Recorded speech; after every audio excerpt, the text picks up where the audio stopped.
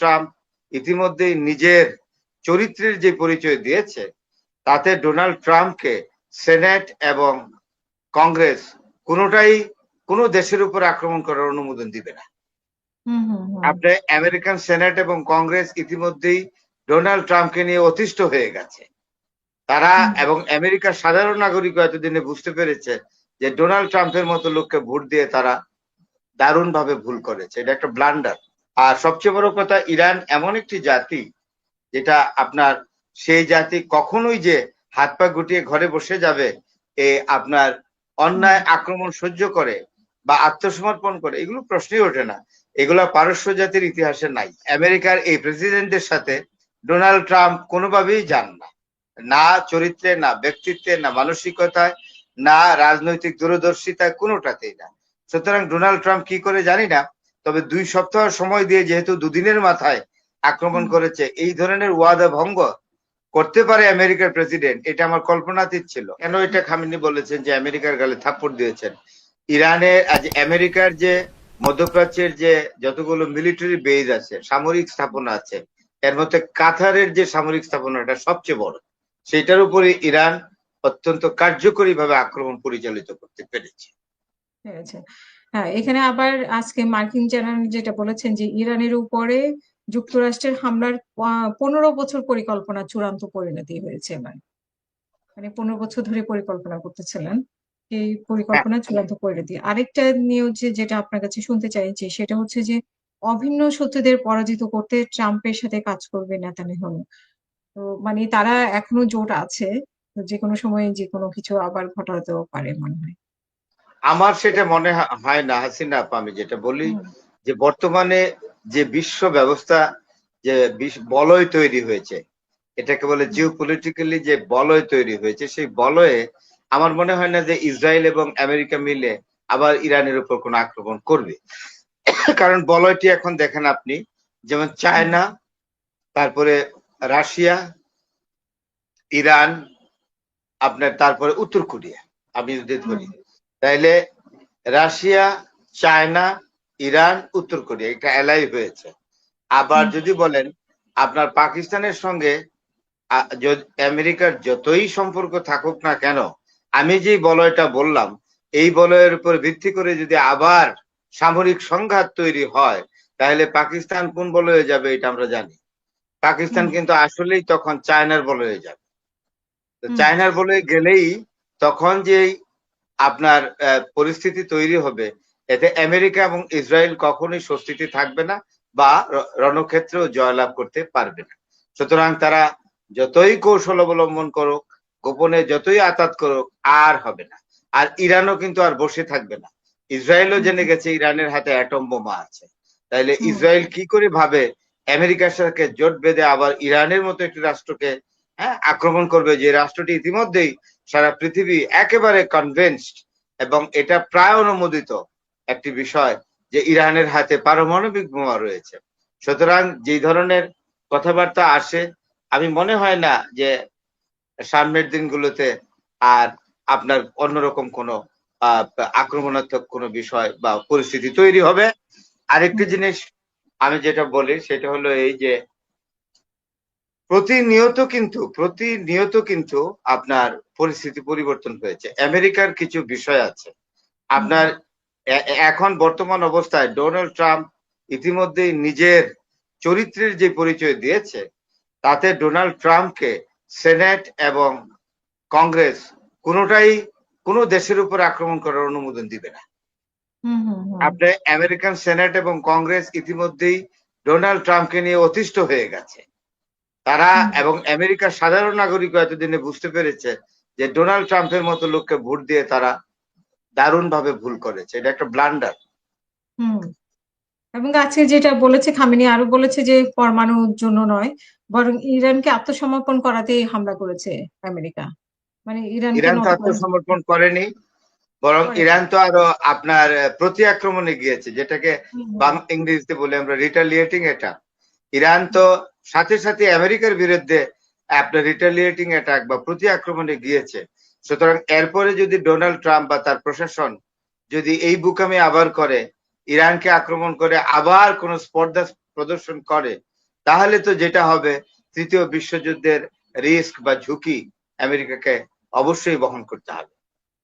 তো এই ক্ষেত্রে মানে যেটা বলেছে যে জেনারেল মার্কিন জেনারেল যে উনারা ১৫ বছর ধরে প্রস্তুতি নিচ্ছিলেন। কেন আসলে ইরানের প্রতি এত ক্ষোভ ছিল কেন?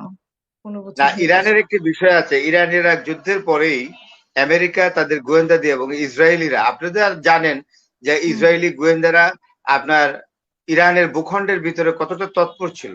তৎপর তাদের ছিল। কাছে হ্যাঁ, একটা রিপোর্ট ছিল যে ইরান তাদের পারমাণবিক সক্ষমতা দ্রুত এগিয়ে নিয়ে যাচ্ছে এবং এমন হুম, পর্যায়ে গিয়েছে যে তারা যে কোনো সময় বোমা বানাতে পারে। আপনি জানেন হুম, আমেরিকার যে গোয়েন্দা বাহিনীর প্রধান ডাইরেক্টর বলেন, যে তুলসী গ্যাবার্ডও বলেছে যে ইরানের পারমাণবিক সক্ষমতা এমন পর্যায়ে আছে যে ইচ্ছে করলে ইরান 1 সপ্তাহের মধ্যে বোমা বানাতে পারে, অ্যাটম বোমা, পারমাণবিক বোমার অধিকারী হতে পারে। তাহলে এইটা তো আপনার আমেরিকা এবং ইসরায়েলের জন্য সাংঘাতিক দুঃসংবাদ, বিশেষ করে হুম, ইসরায়েলের জন্য দুঃসংবাদ। কারণ ইসরায়েল মনে করে যে কোনোভাবেই যদি ইরান পারমাণবিক বোমার অধিকারী হয়, তাহলে ইসরায়েলের অস্তিত্ব সংকট চরম পর্যায়ে গিয়ে পৌঁছবে। এবং হুম, এখন থেকে তো ইসরায়েলের আর ঘুম হবে না, কারণ ইসরায়েল যেহেতু জেনে গেছে ইরানের পারমাণবিক সক্ষমতা সম্পর্কে, তাই ইসরায়েল সবসময় একটা এক্সিস্টেন্সিয়াল ক্রাইসিস, যেটাকে বলে ক্রাইসিস অফ এক্সিস্টেন্স, এটাতে কিন্তু মানে ইসরায়েল সবসময় এখন এক ধরনের আতঙ্কে থাকবে, আসলেই থাকবে। আর সবচেয়ে বড় কথা, ইরান এমন একটি জাতি যেটা আপনার, সেই জাতি কখনোই যে হাত পা গুটিয়ে ঘরে বসে যাবে, আপনার হুম। অন্যায় আক্রমণ সহ্য করে বা আত্মসমর্পণ করে, এগুলো প্রশ্নই ওঠে না। এগুলা পারস্য জাতির ইতিহাসে নাই। তাহলে আপনার কি ধন্যবাদ। মনে হয় এখানে কি আবার যুদ্ধ বাঁধার সম্ভাবনা আছে কিনা? আর হচ্ছে যে এখন যেটুকু ঘটেছে কার জয় হলো? মানে ইরানের না ইসরায়েলের না যুক্তরাষ্ট্রের? ইরানের নৈতিক জয় হয়েছে, সামরিক জয় হয়েছে। নৈতিক জয় বলতে এই যে ইরান আক্রমণকারী ছিল না, আক্রমণকারী হলো ইসরায়েল, আক্রমণকারী হলো আমেরিকা। ইরান সে আক্রমণ প্রতিহত করেছে এবং প্রতি আক্রমণে গিয়েছে। তাই ইরান কিন্তু মর্যাদায় সারা পৃথিবীতে এখন অত্যন্ত একটি মর্যাদাবান রাষ্ট্র হুম, এবং ইরান কথা দিয়ে কথা রাখে। ইসরায়েল এবং আমেরিকা কথা দিয়ে কথা রাখে না, এটা প্রমাণিত হয়েছে। এবং ইরান তার সামরিক সক্ষমতা ইসরায়েলের বিরুদ্ধে, এমনকি আমেরিকার বিরুদ্ধে যা দেখিয়েছে, আমেরিকার এস্টাবলিশমেন্ট গুলোতে আপনার সামরিক স্থাপনা গুলোতে মধ্যপ্রাচ্যের আক্রমণ করে এবং ইসরায়েলের তেল আবিব এবং হাইফাতে যেভাবে আক্রমণ করেছে, যা সবচেয়ে পৃথিবীর হালের সবচেয়ে সফিস্টিকেটেড আপনার মিসাইল দিয়ে, যেটা হাইপারসনিক মিসাইল বলে, যে মিসাইলের গতি এতটাই বেশি যে দৃষ্টি এড়িয়ে যেতে পারে। সুতরাং এতে বোঝা যায় যে সামরিক শক্তির ক্ষেত্রেও ইরান কিন্তু প্রভাব বিস্তার করেছে, নিঃসন্দেহে। সুতরাং এই যুদ্ধে ইরান জয়ী হয়েছে, এটা যে কোনো মানুষ স্বীকার করবে। হুম। তো মানে সহসা যে কথা আমেরিকাকে আসলে বিশ্বাস করা যায় না। আমেরিকা এর আগে বলেছে যে ২ সপ্তাহ সময় নিয়ে ৭২ ঘন্টার মধ্যে আক্রমণ করেছে। এরকম কোন ঘটনা ঘটাইতে পারে কিনা আবার? আমি আপনাকে বলি, আসলে আমেরিকার যে বর্তমান প্রেসিডেন্ট, এই প্রকৃতির এই চরিত্রের কোনো মানুষ ইতিপূর্বে আমেরিকার প্রেসিডেন্ট হয় নাই। আমেরিকা একটা বিরাট জাতি, মহান দেশ। সেই দেশের প্রেসিডেন্ট ছিলেন কে? জর্জ ওয়াশিংটন, যিনি আমেরিকার স্বাধীনতা অর্জন করেছিলেন যুদ্ধ করে। আমেরিকার স্বাধীনতা যুদ্ধে নেতৃত্ব দিয়ে ব্রিটিশ স্বর্ণাধ্যক্ষ কর্নওয়ালিসকে পরাজিত করে আমেরিকার স্বাধীনতা অর্জন করেছিলেন জর্জ ওয়াশিংটন। তারপর Abraham Jefferson, Abraham Lincoln, Franklin D Roosevelt, John F Kennedy, Ronald Reagan, এই ধরনের জিমি কার্টার, এই ধরনের বিশ্ব বরেণ্য ব্যক্তিরা, ইভেন বিল ক্লিন্টন, এই ধরনের বিশ্ব, ওবামা নোবেল পুরস্কারও পেয়েছেন। এই যে বিশ্ব বরেণ্য ব্যক্তিরা, যারা বিশ্ববাসী যাদেরকে অত্যন্ত পছন্দ করেছে এবং এখনো তাদের নাম স্মরণ করে, সেই ধরনের মানুষ আমেরিকার প্রেসিডেন্ট হয়েছেন। ডোনাল্ড ট্রাম্প কোনো দিক থেকে এই মানুষগুলোর সাথে ম্যাচ করে না, যাদের নাম এই যে আমি যে প্রাক্তন প্রেসিডেন্টের নাম উল্লেখ করলাম, হুম, আমেরিকার এই প্রেসিডেন্টের সাথে ডোনাল্ড ট্রাম্প কোনোভাবেই যান না, না চরিত্রে, না ব্যক্তিত্বে, না মানসিকতায়, না রাজনৈতিক দূরদর্শিতায়, কোনোটাতেই না। সুতরাং ডোনাল্ড ট্রাম্প কি করে জানি না, তবে 2 সপ্তাহ সময় দিয়ে যেহেতু দুদিনের মাথায় আক্রমণ হুম, করেছে, এই ধরনের ওয়াদা ভঙ্গ করতে পারে আমেরিকার প্রেসিডেন্ট, এটা আমার কল্পনাতীত ছিল। তবুও আমি বলি যে পারিপার্শ্বিকতা একটা জিনিস বোঝা যায় যে wise man can anticipate it very clearly that further attack from Iran, from America, from Israel might not be happening. জি, অসংখ্য ধন্যবাদ ফারাদ ভাই আমাদের সাথে যুক্ত হওয়ার জন্য এবং আমাদের কিছু আপডেট দেওয়ার জন্য। আমাদের সাথে একজন দর্শক যুক্ত হয়েছেন, দেখি আমি কমেন্টটা নিয়ে নিই। জি, মামুন ভাই আপনার প্রশ্ন বা মতামত 1 মিনিটে শেষ করবেন। হ্যাঁ, আমাদের মামুন সাহেব আমাদের অত্যন্ত পরিচিত দর্শক। জি বলুন। হ্যাঁ ফারাজ স্যার, আসসালামু আলাইকুম। আপনাকে অনেক ধন্যবাদ, ওয়ালাইকুম আপনি একটু আসসালাম নিয়েছেন। রাহমাতুল্লাহি ওয়া আমি বারাকাতুহু। আমার ওই যে সন্ধ্যের পর কাজ থাকে না বিদায় সব টকশে অংশগ্রহণ করি। জি, দেশ, অনেক ধন্যবাদ। রাষ্ট্র, স্বাধীনতা এগুলো নিয়ে ভালো লাগে। আমরা তো স্যার সবাই মারাই যাব, আমাদের একটা আদর্শ থাকা অবশ্যই বাঞ্ছনীয়। আপনি ইদানিং আপনার আদর্শ দিয়ে কথা বলতেছেন, দেশ, মাতৃভূমি, এজন্য আপনাকে অশেষ অশেষ ধন্যবাদ। আপনি অবশ্যই একটা মানবিক মানুষ। এই মানবিক কথাগুলো সবার মুখ থেকে শোনা যায় না, আপনার কাছ থেকে শুনতে খুব বড়ই ভালো লাগে। আপনি শুরু থেকে যে কথাগুলো বলছিলেন, আমি আপনার কথা খুব সুন্দরভাবে শুনছিলাম, কারণ আপনার যে দৃঢ় বিশ্বাস ইরান জিতে যাবে, এটার কিন্তু প্রতিফলন হয়েছে। ইরান সব দিক থেকে জিতে গিয়েছে, ধন্যবাদ। যার কারণে আপনাকে আবারও ধন্যবাদ জানাচ্ছি। ধন্যবাদ স্যার। জি, অসংখ্য ধন্যবাদ। আমি ফরাদ ভাইকেও ধন্যবাদ জানাবো। ধন্যবাদ জানাই আমরা শেষ করব। আপনার আর কিছু বলার আছে নাকি না দর্শকদের উদ্দেশ্যে? না, দর্শকদের উদ্দেশ্যে এবং আমি বাংলাদেশের একজন নাগরিক হিসেবে বিশ্ববাসীর উদ্দেশ্যে বলতে চাই, শান্তি চাই। শান্তি না হলে মানব জাতির সমৃদ্ধি আসবে না।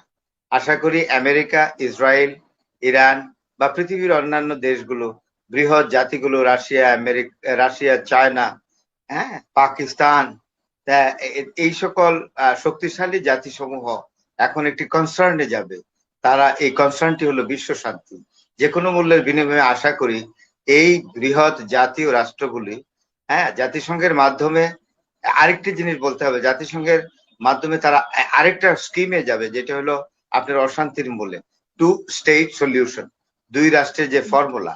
আমি মনে করি, আমি বাংলাদেশের একজন সাধারণ নাগরিক হিসেবে আমি প্যালেস্টাইনের পক্ষে এই কথাটি অবশ্যই বলবো যে যেহেতু ইসরায়েল একটি বিশেষ অবস্থায় ইরানের সাথে যুদ্ধে, ইসরায়েল যে অজেয় নয়, ইসরায়েলকেও যে পরাজিত করা যায় সেটা প্রমাণিত হয়েছে। যেহেতু এখন এই সকল বৃহৎ এবং শক্তিশালী রাষ্ট্রগুলো জাতিসংঘের মাধ্যমে ইসরায়েলকে বাধ্য করতে হবে ইসরায়েল যেন 2 রাষ্ট্র তৈরির ফর্মুলা মেনে নেয়। একটি রাষ্ট্র হবে প্যালেস্টাইনের জন্য, যারা সারা জীবন যুদ্ধ করে যাচ্ছে, দীর্ঘদিন যাবৎ তাদের নিজের ভূমি হারিয়ে, এক রাষ্ট্র হারিয়ে, তাই তাদের জন্য যেন একটা আলাদা স্বাধীন রাষ্ট্র হয়, এবং ইসরায়েল যেহেতু আছে এখানে, তাদেরও যেন একটি রাষ্ট্র হয়। সুতরাং 2 state formula is a very important thing to bring the perpetual peace and tranquility for Middle East. ধন্যবাদ।